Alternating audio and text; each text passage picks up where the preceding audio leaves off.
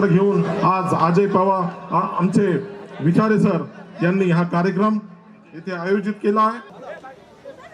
आपले एकदा जोरदार टाळ्या होऊ द्या मित्रांनो, ज्या अजय विचारे साहेबांनी एवढ्या मेहनतीने हा कार्यक्रम इथे केलेला आहे। आज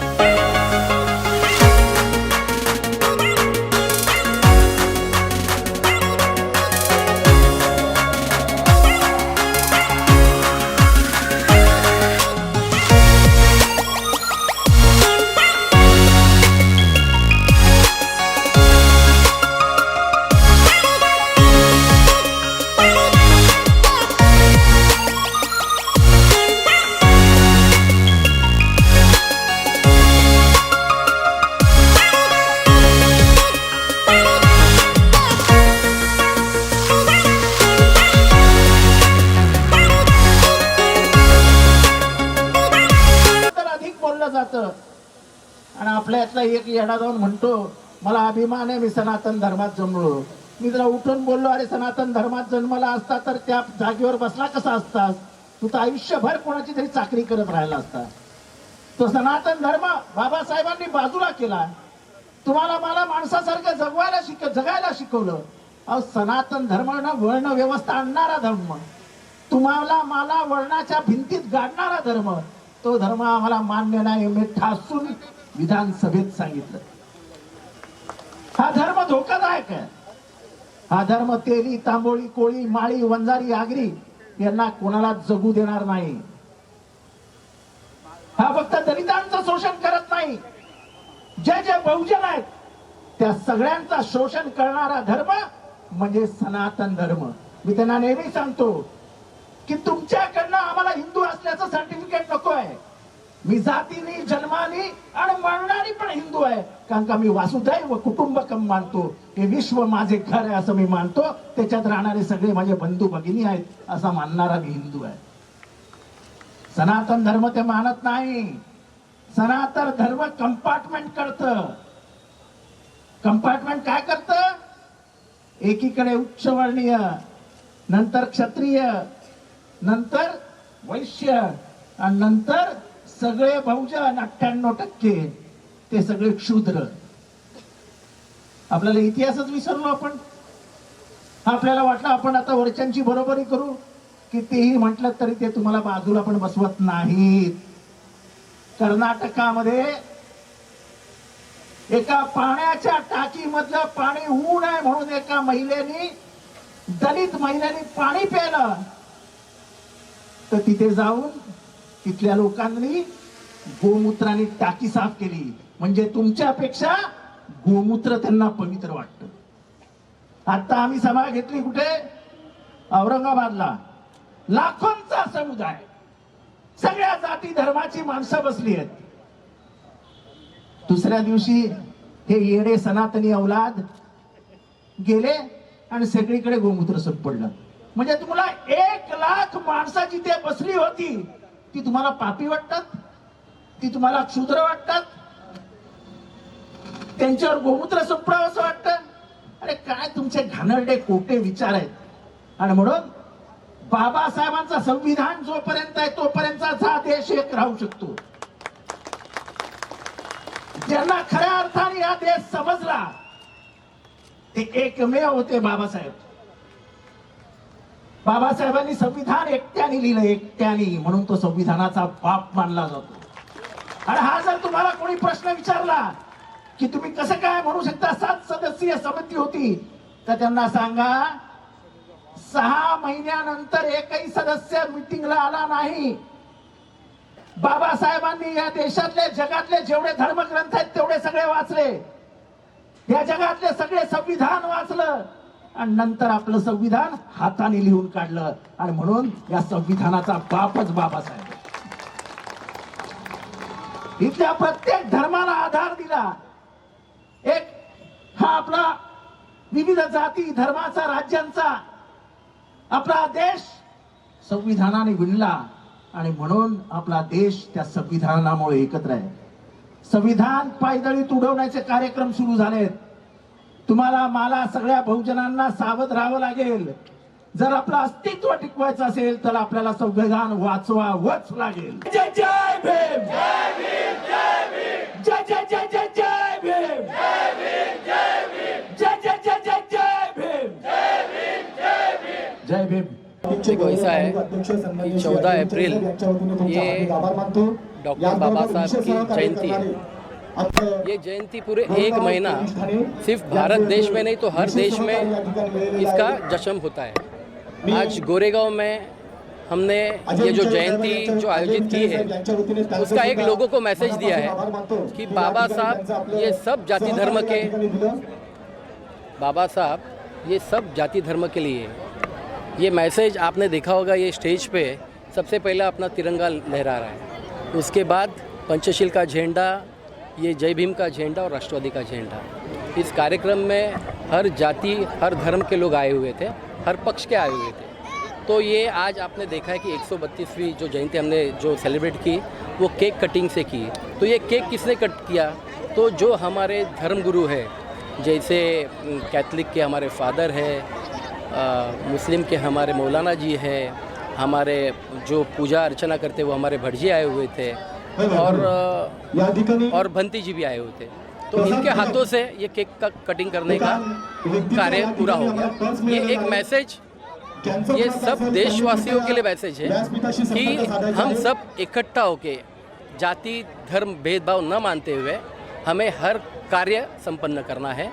तो आज मैंने शुरुआत की. इसकी शुरुआत पहले जाम्बोरी मैदान में वर्ली में हुई थी, वो हमने देखा और सेम हमको गोरेगांव में करना था. तो वहाँ के जो आयोजक है डॉक्टर कदम, उनसे हमारी पुरानी परिचय था, उनको साथ में लेके आज ये हमने जयंती का उत्सव सेलिब्रेट किया. देखो ऐसा है कि अवार्ड साहब हर छोटे से छोटे कार्यकर्ता के कार्यक्रम में जाते हैं. आज 1 तारीख को महाविकास आघाड़ी की बीकेसी में वर्जमुट जो 1 तारीख को है, उनकी मीटिंग भी आज घाटकोपर में थी और वहाँ से वो स्ट्रेट ये प्रोग्राम में आए. यहाँ से वापस से उनको एक मुमरा में प्रोग्राम था. तो अवार्ड साहब और राखी दीदी, हमारे दूसरे जो जिला के अध्यक्ष है अजीत राव राणे, ताजुद्दीन भाई और हमारे जो गोरेगांव के मालू साहब है, द्विवेदी जी, सभी ये सब हर एक कार्यकर्ता को मोटिवेट करने का काम करते हैं. और ये आज ही नहीं, पिछले कितने सालों से करते आ रहे हैं. तो इनका हमेशा बूस्टिंग रहता है कि कार्यकर्ता अपने कार्य से आगे बढ़ना चाहिए और अगर कार्य अच्छा हो तो जनता कभी भूलेगी नहीं. आज मेरे ख्याल से ये मैसेज हर गली में गया है. तो देखो अभी आगे जी का और क्या कुछ करने वाले हैं आज? देखो ऐसा है, आने वाले हैं महाविकास आघाड़ी है, चुनाव कभी आने वाला है, क्या होने वाला है वो मुझे पता नहीं. लेकिन मेरे ऑफिस में अगर कोई भी जाति धर्म का या कोई भी पार्टी का अगर काम लेके आता है तो मेरा पहला कर्तव्य है कि उनका काम पूरा करके देना. चुनाव आते रहता है, 5 साल में आएगा, कॉरपोरेशन आता है, आमदार की आता है, खासदार की आता है. लेकिन पवार साहब ने हमको जो एक ब्रीथ वाक्य दिया है कि 90% सोशल वर्क करना है, वो हम लोग पूरी तरह से कर रहे हैं. ये भी कहा जा रहा है अजीत पवार जी जा रहे हैं बीजेपी में शामिल होने वाले हैं, अटके लगा जा रही कहा जा रहा है. देखो ऐसा कुछ नहीं है. अभी आप लोग ही हो और मैं तो एक गली का छोटा सा सिपाही हूँ पवार साहब का. तो मुझे अगर पूछोगे तो पवार साहब, अजीत पवार साहब किधर भी नहीं जा रहे, वो सब हमारे साथ है, महाविकास आघाड़ी के साथ. हमने उसी समय में ये कहा था कि जब हम कुछ भी प्रोग्राम करते हैं तो उसका रिप्लिकेशन होता है हर जगह पे। तो इसलिए हमारा जो प्रोग्राम होता है वो करते समय काफ़ी सोच विचार कर हम प्रोग्राम करते हैं। बाबा साहेब एक महामानव थे और पूरे देश के लिए नहीं, पूरे दुनिया के लिए उन्होंने मानवता के लिए काम किया है। तो इसीलिए जैसे हमारा 15 अगस्त है, 26 जनवरी है, दिवाली, दशहरा, क्रिसमस है, उसी तरह बाबा साहब का जन्मदिन जो है ये एक राष्ट्रीय महोत्सव के रूप में मनाया जाना चाहिए। और ये खाली जयंती का महोत्सव नहीं, उनके विचारों का महोत्सव भी होना चाहिए। बाबा साहब ने हमेशा मानवता की बात की, स्वतंत्रता की बात की, बंधुता की बात की, न्याय की बात की। तो ये जो मूल्य उन्होंने हमें दिए हैं ये पूरे मानव समाज के लिए बहुत आदर्श मूल्य है। और इसलिए हमने जाम्बोरी मैदान में प्रोग्राम किया, तभी 20 से 22 हज़ार लोग आए। तो वहाँ पे हमारे मित्र अजय विचारे जी आए थे, तो वो बहुत प्रभावित हुए और उन्होंने कहा कि मुझे ऐसा प्रोग्राम मेरे गोरेगांव में करना है। तो हमने तुरंत उनको बोला अगर आप कर रहे हैं तो बहुत अच्छी बात है। कोई पॉलिटिकल पार्टी के लोग ऐसा प्रोग्राम कभी करते नहीं है। इतना बड़ा उन्होंने माहौल यहाँ पे खड़ा किया। हालांकि वो बहुत बड़े पदाधिकारी नहीं, एक तालुका अध्यक्ष है, बट एनसीपी या शिवसेना या बाकी सभी पक्ष में इतनी बड़ी बाबा साहब की जयंती और वो भी विचारों की जयंती। आपने यहाँ पे स्टेज देखा होगा जहाँ पे तिरंगा लहरा रहा है, एक बाजू में पंचशील है, दूसरे बाजू में नीला ध्वज है। तो ऐसे हर बात में उन्होंने सोच समझ के किया है। माता रमाई का 125th बर्थ एनिवर्सरी था, उनका भी ध्यान रखा है। बाबा साहब का 132वां जन्मदिन था और उनके दोनों की शादी की 117वीं सालगिरह। तो ये जो उन्होंने एक तरह से हमने जो प्रोग्राम किया था उसी का एक प्रतिरूप यहाँ पे किया है। और उतनी ही संख्या में कम से कम 10,000 चेयर यहाँ पे लगाई थी, पूरी चेयर भर के, बाहर भी लोग खड़े थे, लोगों ने बहुत अच्छी तरह से एंजॉय किया। तो हम ये हमेशा चाहते हैं। और उन्होंने खास बात ये की कि सभी धर्म के धर्मगुरु को भी उन्होंने इन्वाइट किया था। मुस्लिम धर्मगुरु यहाँ पे आए थे, फिर क्रिश्चियन धर्मगुरु यहाँ पे आए थे, हिंदू धर्मगुरु आए थे, बुद्धिस्ट थे, सिख समाज के थे। तो धर्मगुरु को साथ में लाना, उनके साथ केक कटिंग करना, सभी राजकीय पक्षों को साथ में लाना, कांग्रेस, राष्ट्रवादी, शिवसेना, वंचित बहुजन आघाड़ी, आरपीआई, उनको साथ में लाना और उसके साथ सभी समाज घटक, जाति जमाती के लोगों को साथ में लाना। तो मुझे लगता है ये बहुत बड़ा सोच इस कम उम्र में अजय विचारे जी ने दिखाया है। और उन्होंने आज जो ये जयंती की है, इसका संदेश पूरी दुनिया में जाएगा, महाराष्ट्र में जाएगा और पॉलिटिकल लोगों को भी जाएगा कि अगर जयंती बाबा साहब की मनानी है तो ऐसे ही रूप से मनानी चाहिए। Yes yes yes.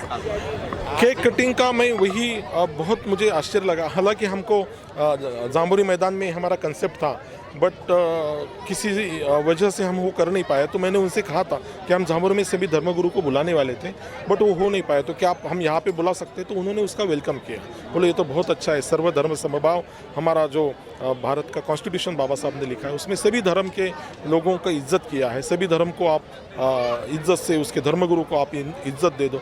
तो यहाँ पे आपने देखा कि क्रिश्चियन, मुस्लिम, हिंदू, बुद्धिस्ट, सिख, पारसी सभी समाज के धर्मगुरु आए और उन्होंने केक कटा। एक तरह से बाबा साहब को उन्होंने मानवंदना दी, बाबा साहब को सहारा, और बाबा साहब और माता रमाई के प्रति उनका जो प्यार है वो सभी धर्मों ने दिखाया।